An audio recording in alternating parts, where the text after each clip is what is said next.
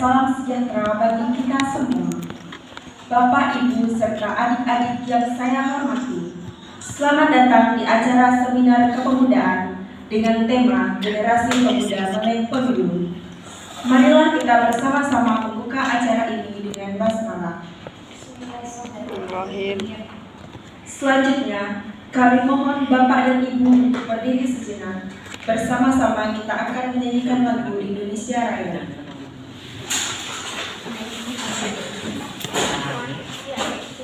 Hadirin dipersilakan duduk kembali. Sebelum memulai kegiatan pada hari ini, izinkan kami untuk membacakan susunan acara sebagai berikut. Yang pertama, sambutan. Yang kedua, simbolis pembukaan acara. Yang ketiga, yang akan dilanjutkan dengan seminar kepemudaan dengan tema Generasi Pemuda Melek Pemilu. Selamat pagi dan selamat datang kami ucapkan kepada yang terhormat narasumber sekaligus pemateri kita pada hari ini, Bapak Alian Kanelius Magister Hukum, selaku Ketua Bawaslu Wilayah Kalimantan Barat, yang akan memberikan materi tentang Generasi Pemuda Melek Pemilu. Yang terhormat moderator kita pada hari ini, Ibu Ayu, Sarjana Hubungan Internasional, yang kami hormati seluruh tamu undangan, para peserta dan rekan-rekan muda. Selamat datang dalam acara seminar Generasi Pemuda Melek Pemilu yang diselenggarakan pada hari ini, Rabu 20 Desember 2023, bertempat di Aula Kampus Institut Bisnis dan Ekonomi Indonesia. Sebelumnya, perkenalkan nama saya Aurelia Trisanta yang akan memandu acara ini sampai dengan selesai. Pemuda merupakan generasi yang akan meneruskan tonggak perjuangan dan keberlanjutan bangsa ini, seperti tujuan negara kita, Indonesia Emas tahun 2024. Untuk tidak berlama-lama lagi, selanjutnya saya serahkan kepada moderator kita untuk melanjutkan acara kita. Kepada Ibu Ayu dengan hormat disilakan.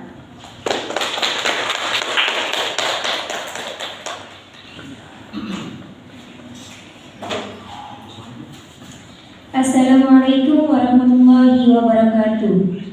Salam sejahtera untuk kita semua. Selamat datang kembali di Public Speaking, Motivasi dan Leadership Kebanggaan kita semua. Bagaimana kabarnya? Sehat dan bahagia ya? Alhamdulillah. Saya menyambut Anda semua dengan penuh hormat saya. Topik kali ini sangat menarik karena merupakan salah satu cara meningkatkan skill public speaking untuk kita semua. Beri tepuk tangan kepada MC kita pada hari ini. Terima kasih atas kesempatannya. Yang terhormat Bapak Alian Kanelius MH dan Ibu Aurelia Trisanta.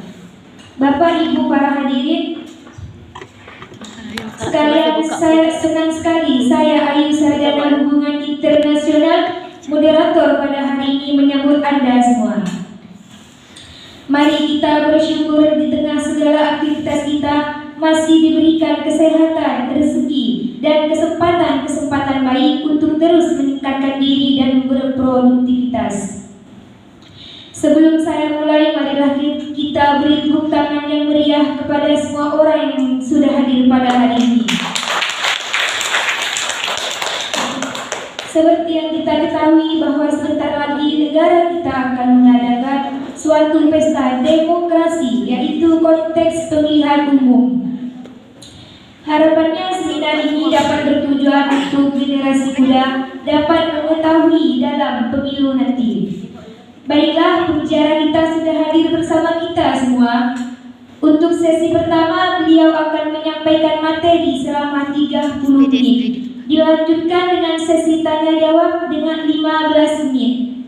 Siapkan fokus terbaik Anda, kita sambut pembicara kita yang luar biasa, Bapak Alian Kanelius MH.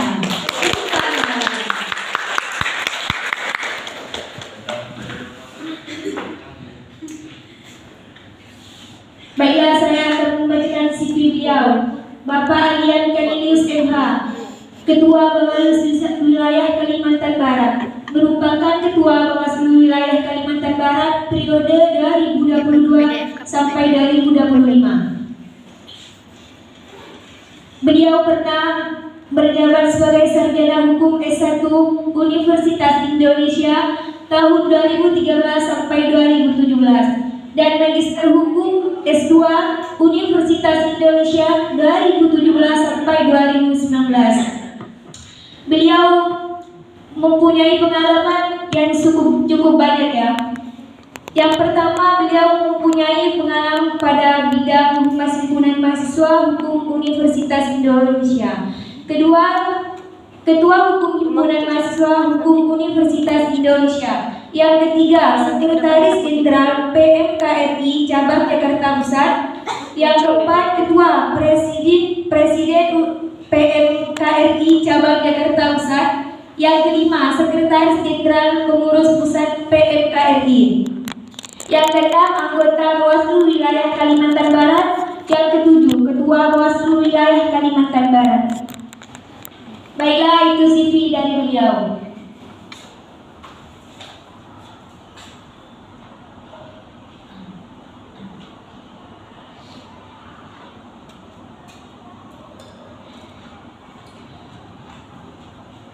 Baiklah, saya akan serahkan kepada Pak Adian Kandus MH.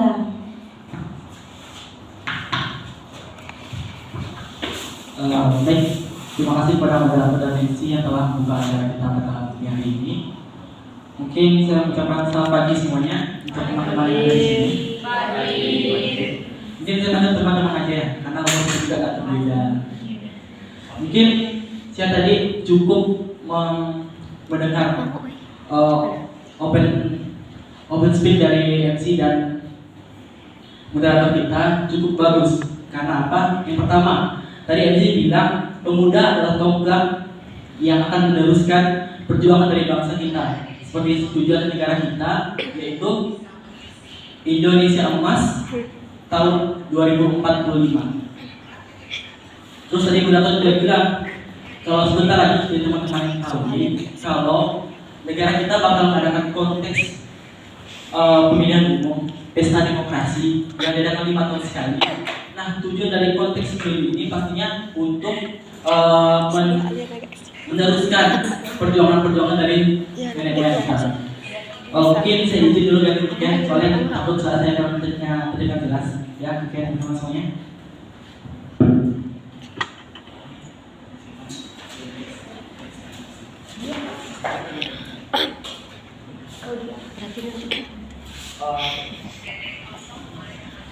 Mungkin saya ingin tanya kepada teman-teman semua.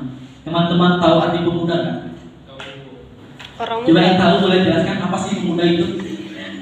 Boleh. Beda untuk teman-teman boleh ngasihkan linknya untuk yang tahu. Boleh.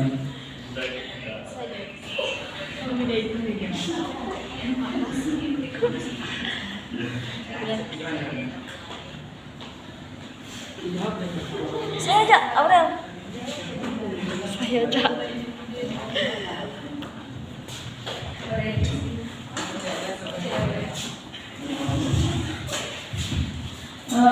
Generasi pemuda adalah generasi yang penerus bangsa, yaitu dari berumur dari 15 sampai 24 tahun. Terima kasih. Tadi boleh tahu namanya siapa dulu? Baca pemerintah. Oke, terima kasih ya. Mungkin boleh berikutnya. Nah, di sini yang kita dapat melihat pengertian dari pemuda. Yang pertama, menurut website dari DPR RI, pemuda adalah warga negara Indonesia yang memiliki periode penting pertumbuhan dan perkembangan yang berusia 16 sampai 30 tahun. Mungkin teman-teman sini ada yang umurnya 16 tahun? Saya. 16. Mungkin ini rata-ratanya apa? 17? 18 ke atas. Berarti sudah termasuk pemuda kan? Belum. Nah, PBB juga mengartikan apa sih arti pemuda itu? Nah, menurut Perserikatan Bangsa mendefinisikan pemuda adalah seseorang yang berusia 15 sampai 24 tahun. Lebih muda kan dari yang diartikan PBB. Nah, mungkin boleh next.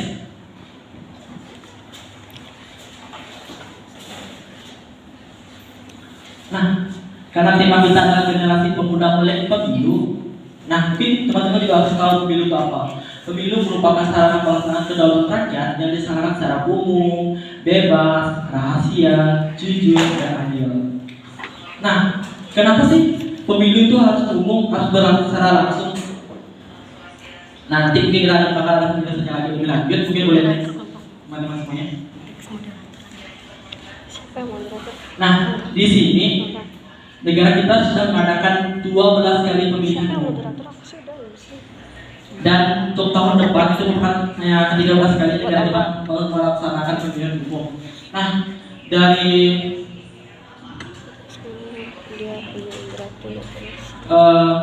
dari 8 kali itu pemilihan umum itu bersifat tertutup. Sifat tertutup itu seperti yang memilih bukan rakyat tetapi adalah anggota MPR.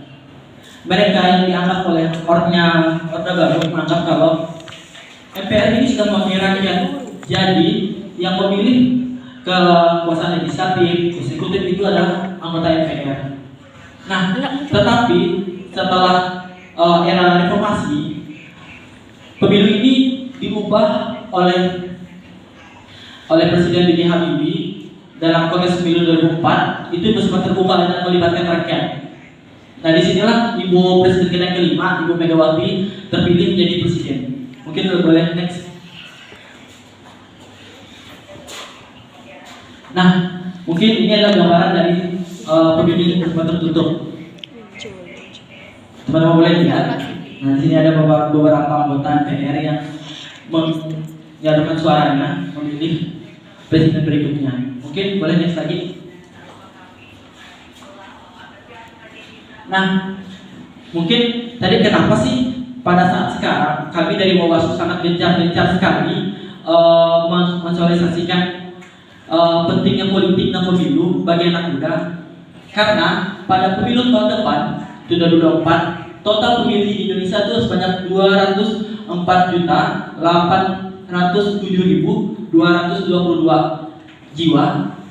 Itu sangat didominasi oleh generasi milenial dan generasi Z. Generasi milenial dan generasi Z itu termasuk pemuda. Karena dari penjelasan pertama, apa sih pemuda itu kan berusia 15 tahun sampai 30 tahun. Dan rata-rata umur milenial dan Gen Z itu adalah di usia begitu.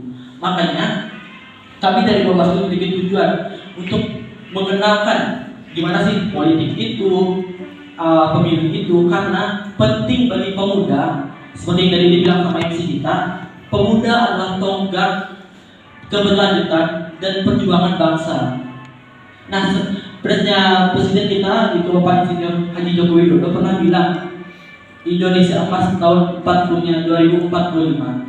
Kenapa 2040-nya 2045? Karena di tahun tersebut Indonesia tepat 100 tahun, tepat Indonesia emas.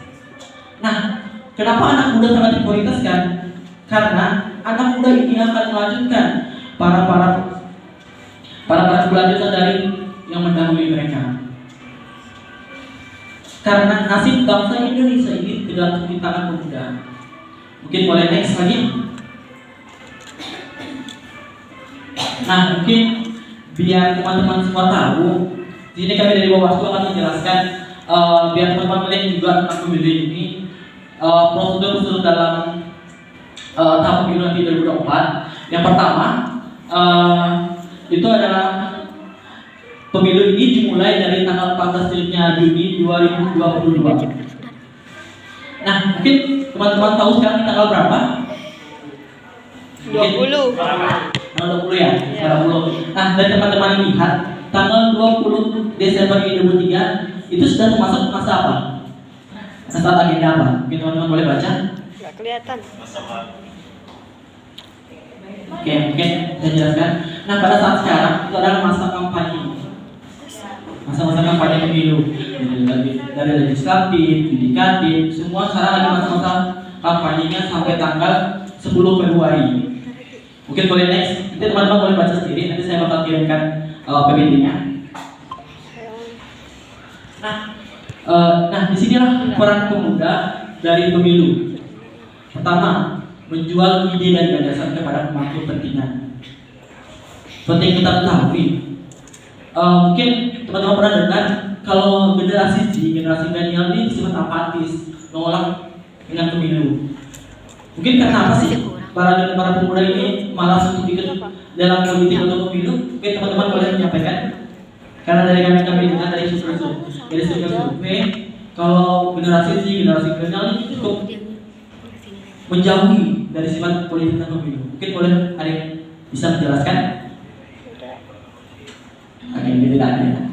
Nah, mungkin dari tim Bawaslu mengkaji, kenapa sih para milenial ini sangat apatis ataupun sangat jauh dengan pemilu? Sebenarnya itu tidak, itu hanya survei belaka.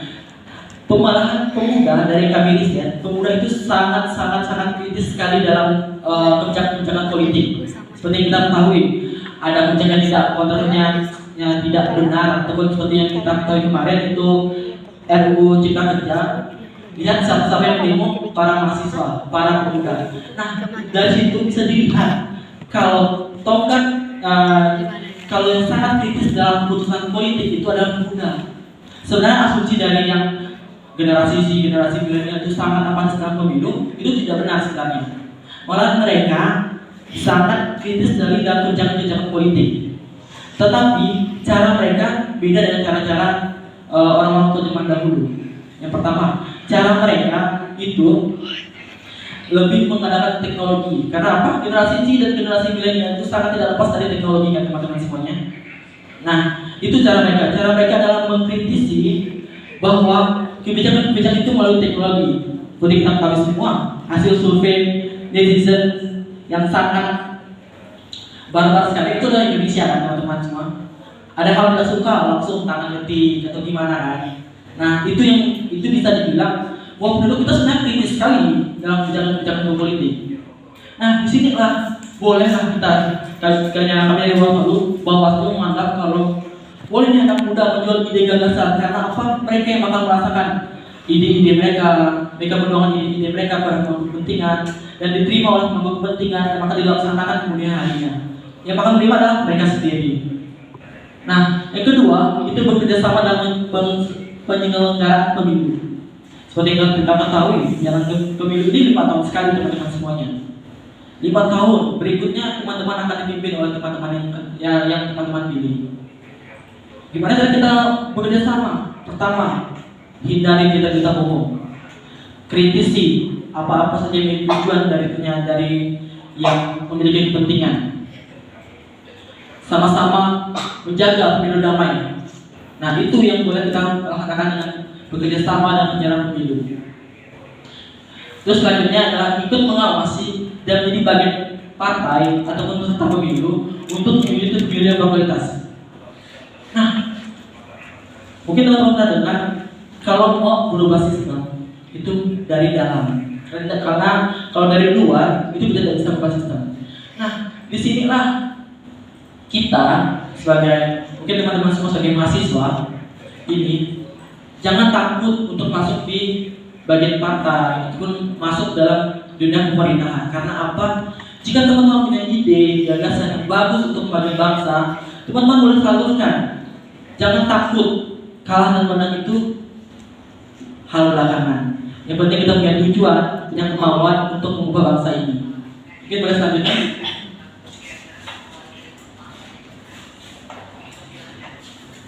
Nah, hal-hal yang bisa teman-teman lakukan untuk menyukseskan pemilu. Pertama, posisinya persiapan diri yang terdaftar sebagai pemilih tetap. Di sini sudah tahu dan jadi pemilih tetap semua?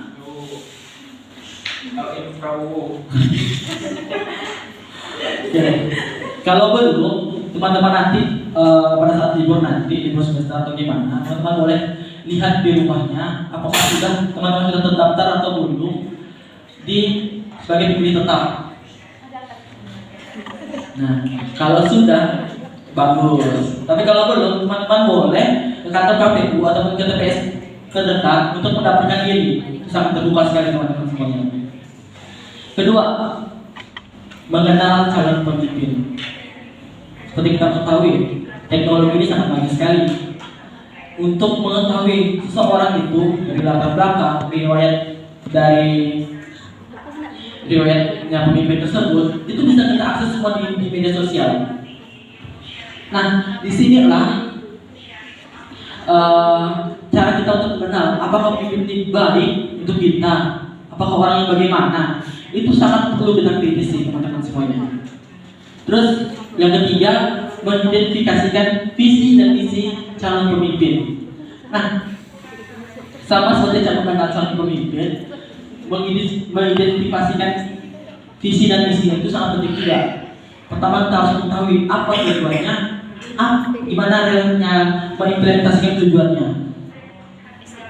Jika visi dan misinya tidak berkenan dari teman-teman semuanya, teman-teman boleh mengkritis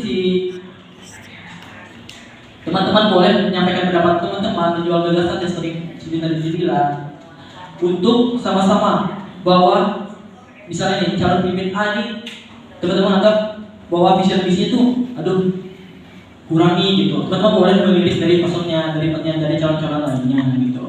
Terus yang terakhir itu adalah meminimalisasikan kecurangan pemilu. Nah, seperti apa sih kecurangan pemilu? Pertama, menyebar berita bohong untuk menyerang calon-calon lainnya. Itu teman-teman boleh mengkritisi, teman-teman boleh melihat apakah berita ini benar atau tidak. Jangan teman-teman mudah sekali untuk tergiring opini, tergiring dari berita-berita, wah ternyata ini benar. Teman-teman harus melihat fakta-fakta yang terjadi di dalamnya yang sebenarnya bagaimana. Mungkin selanjutnya.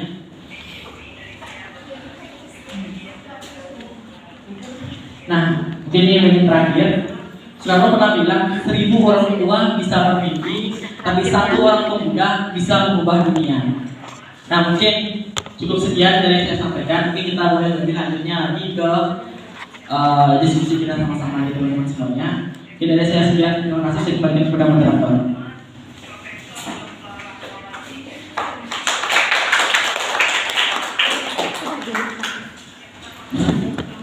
Baiklah, saya akan membuka kesempatan untuk audiens yang ingin bertanya.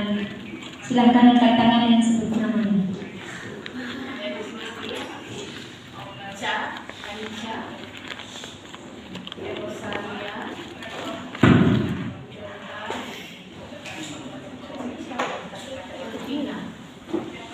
Masih bisa kok, Bu? Siska. Lydia. Saya cuma tukar sama Eko sebelahnya namanya Siska. Ada datang kan dia? Itu siapa? Ada.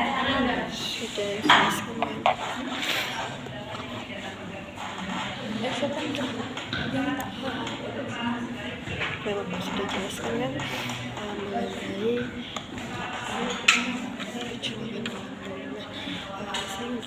maaf ya, saya sambil ikut seminar. Harusnya saya adu offline. Silakan Ica, Rosalia, Johan, Fikira, Lydia, Ananda. Baik, terima kasih kesempatannya. Perkenalkan, nama saya Vanessa Magreta. Di sini saya mau bertanya. Kan di sini kan tentang permasalahan generasi pemuda. Di sini saya mau bertanya tentang apa tantangan utama yang dihadapi oleh generasi Z. Terima kasih. langsung kah?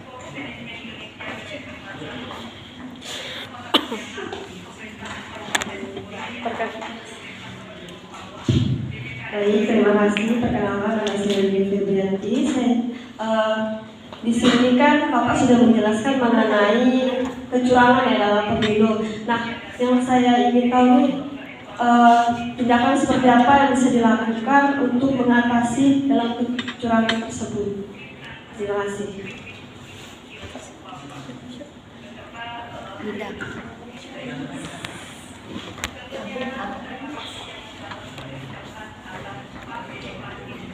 Baik, selamat pagi. Terima kasih atas waktu dan kesempatannya. Tahun depan 2024, sebagai warga negara Indonesia, kita akan dihadapkan dengan pesta demokrasi yaitu pemilu. Memasuki masa kampanye seperti saat ini, tentunya kita sudah tahu dan melihat para calon anggota legislatif dan juga para pasangan calon presiden dan wakilnya. Kemarin juga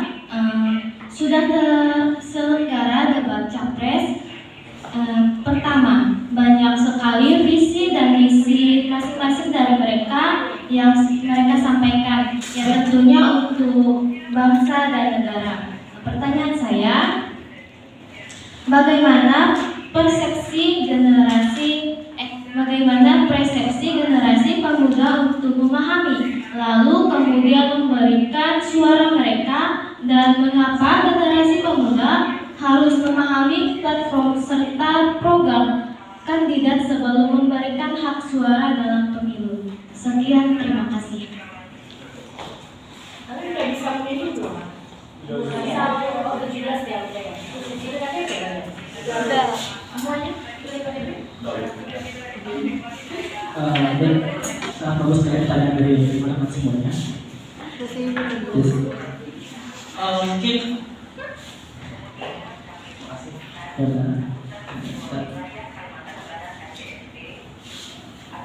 kita menjawab pertanyaan dari pertama-tama dari generasi Z ya.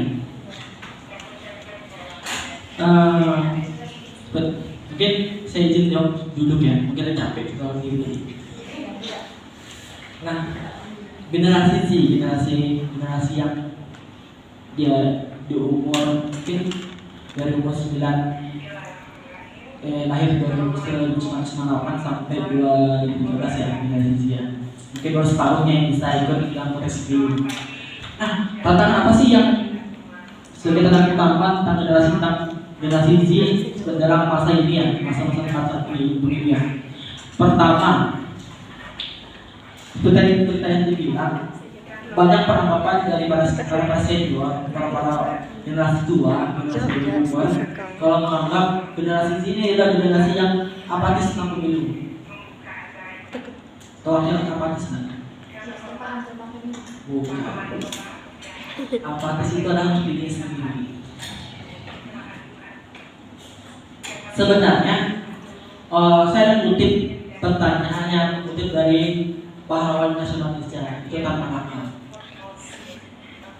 Keistimewaan seorang pemuda adalah idealismenya. Tantangan dari seorang generasi Z, mereka terkadang bingung dalam menentukan pilihannya.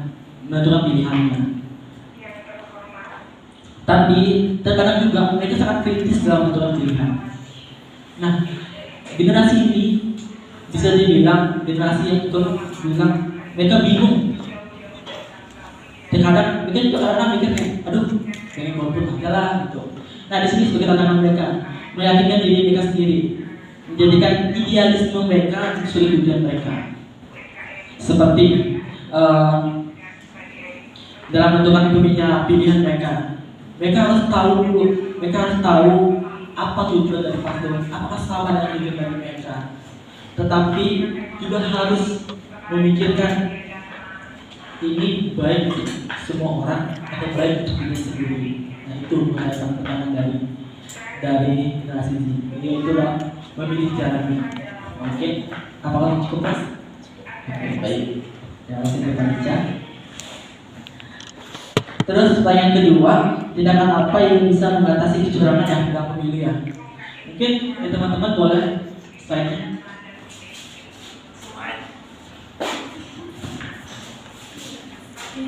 Nyambung.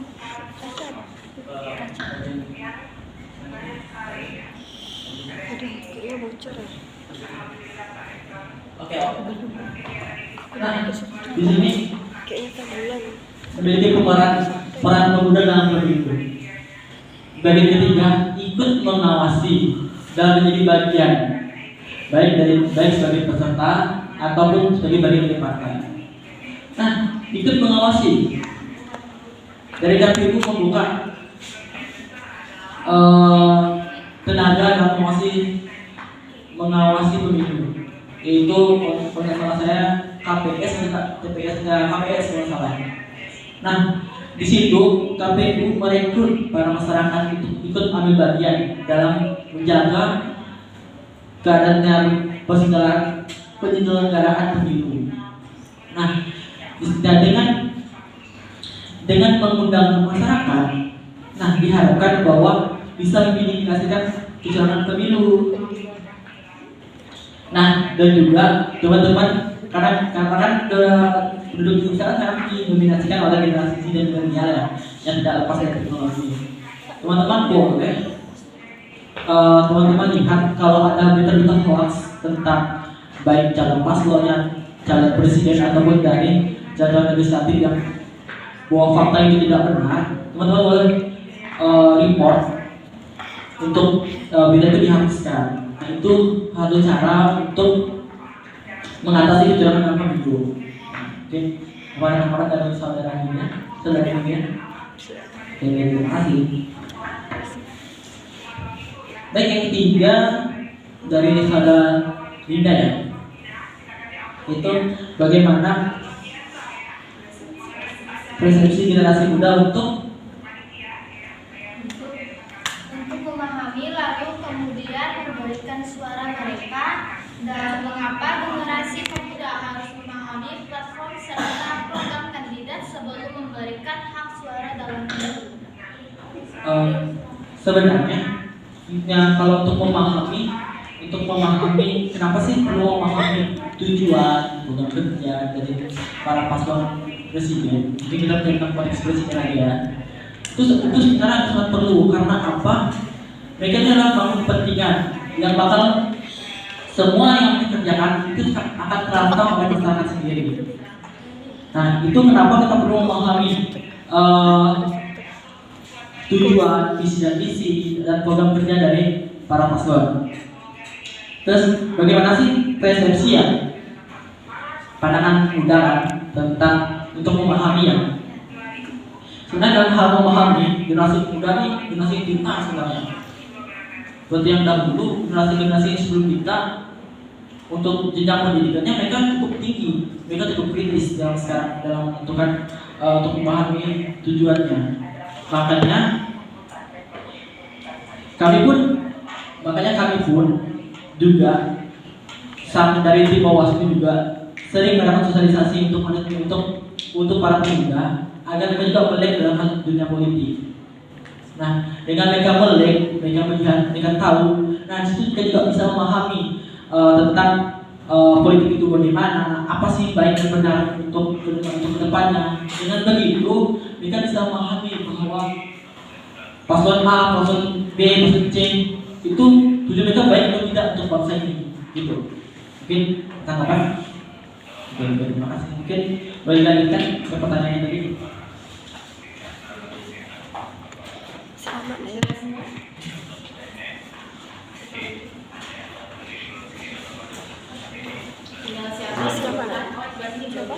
Sama. Masih ke siapa? Cek. Oke, baik. Terima kasih kepada Pak Anin Kartanius yang sudah menjelaskan cukup detail tentang peran pemuda dalam pemilu. Nah, di sini saya kurang Pak. Di sini langsung saja pada poinnya, menurut pendapat Bapak sendiri, kenapa pada zaman dahulu itu pemilu itu harus bersifat tertutup, tidak bersifat terbuka? Mungkin itu saja, Pak.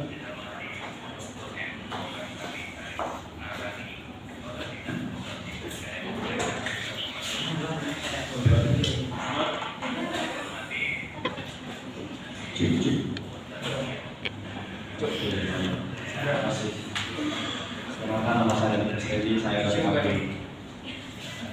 Masih terkait tentang pemilu. Nah, di sini apa sih pentingnya partisipasi masyarakat dalam pemilu? Oke,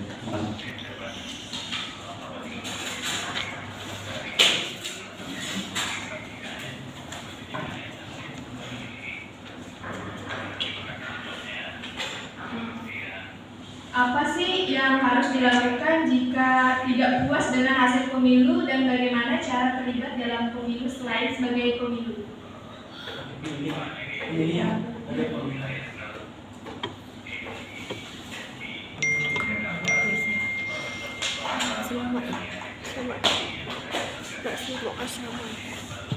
Terima kasih. Perkenalkan nama saya Linda Zakira. Memang benar pemuda ini kurang melek terhadap pemilu. Sesuai dengan data 2019, diikuti bahwa lebih dari 40% itu banyaknya golongan putih atau golongan yang mana sebagian itu adalah seorang pemuda. Nah, menurut Bapak ini, apa sih hambatan-hambatan sehingga membuat pemuda ini kurang melek terhadap pemilu? Terus, apa solusinya agar pemuda tetap melek terhadap pemilu?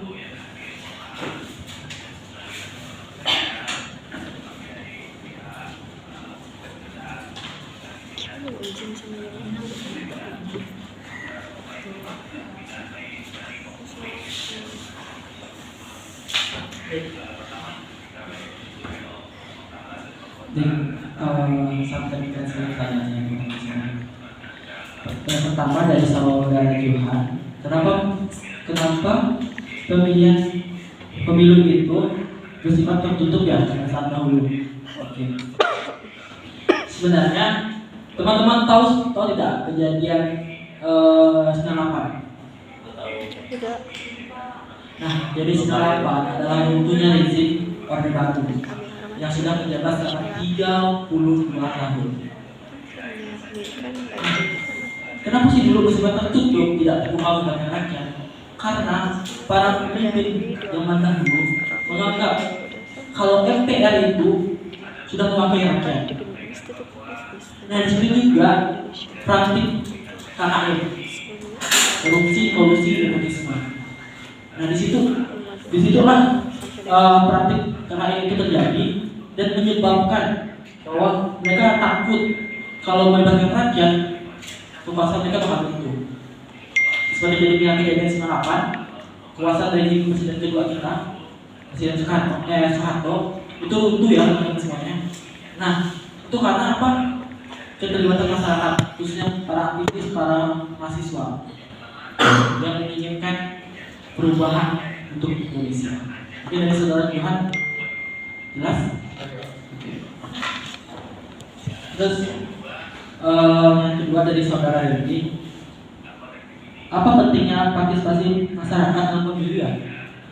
Nah, mungkin saya lupa di undang-undang KPU apa tentang wajibnya partisipasi masyarakat. Nah, mungkin tadi boleh saya artikan. Seperti yang tadi dibilang, yang saya bilang sama saudara Johan. Dengan adanya partisipasi masyarakat, konteks pemilu ini bisa bersifat langsung, jujur, umum, bebas, dan tidak ada pemaksaan. Karena apa? Yang dipilih itu rakyat. Yang dipilih itu rakyat. Jadi rakyat itu bisa dibilang, kan negara kita ini negara demokrasi ya. Semua keputusan tertinggi adalah keputusan rakyat. Pemerintah itu nomor 2, tertinggi itu dan rakyat. Kalau rakyat setuju, baru sebuah keputusan bisa dilakukan. Nah, karena negara kita menganut sistem demokrasi, jadi sangat penting dalam penyelenggaraan kepemerintahan melibatkan masyarakat. Nah, mungkin itu dibanding saya, mungkin katakan dan sebagian dari saudara Rufina, apa yang harus dilakukan ketika tidak puas dengan hasil pemilu ya? Dan tadi dari ini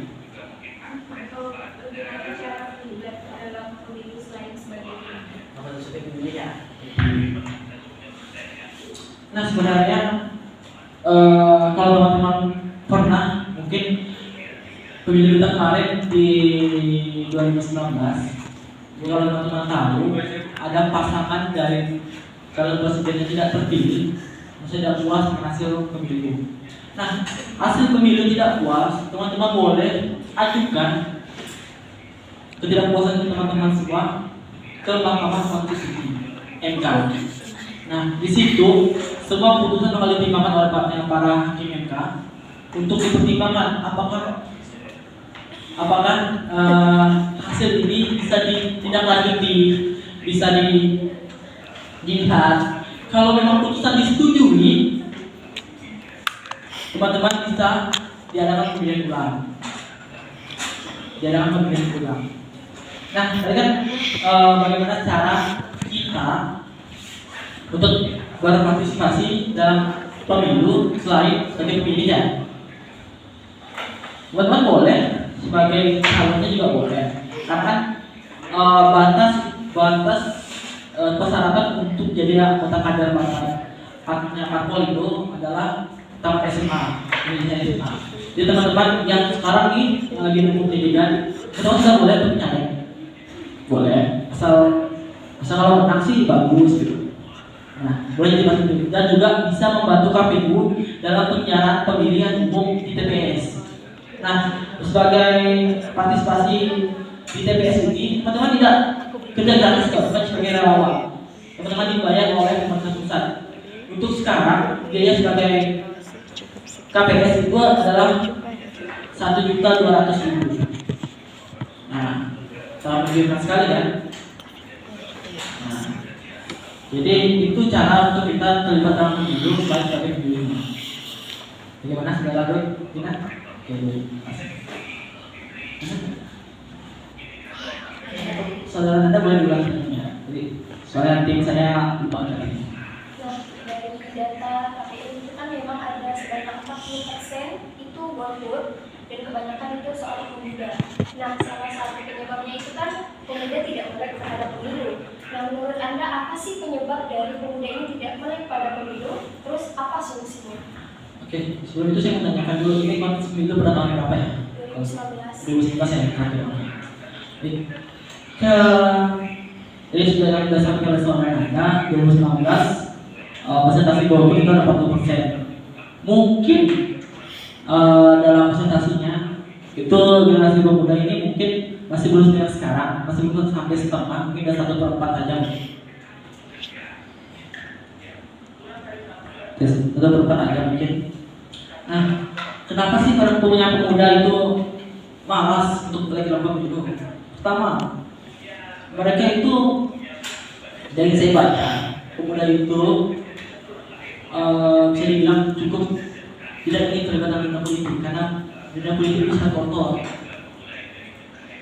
Tindakan dari dunia politik itu bersifat kayak yang kita kait tadi korupsi, tindakan yang bisa dibilang tindakan yang jelek bagi mata para pemuda. Pemuda menganggap kalau tindakan jelek itu tidak baik. Jadi mereka menganggap dirinya, aduh, malas deh untuk ikut dalam pemilihannya dalam dunia politik, malas deh. Pun kalau saya pilih hasilnya tetap sama aja, tetap korupsi, tetap mengatur kesalahan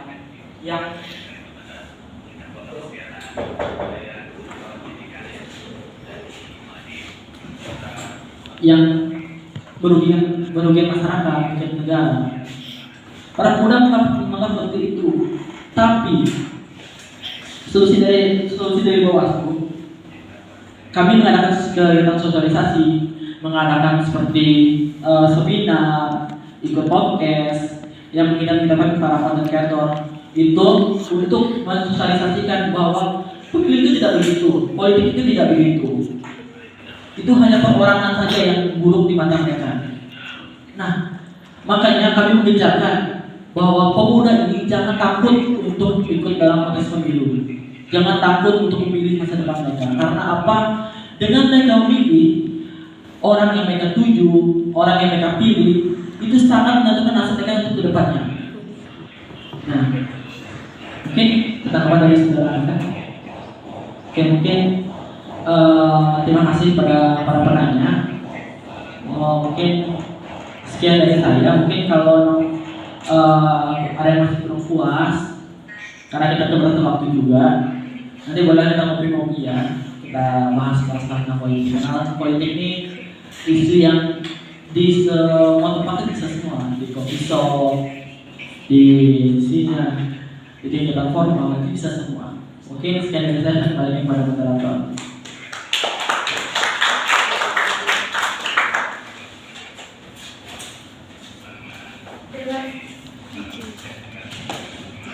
Terima kasih apresiasi setinggi-tingginya untuk pembicara kita. Saya Ayu, Sarjana Hubungan Internasional, selaku moderator sesi diskusi hari ini pagi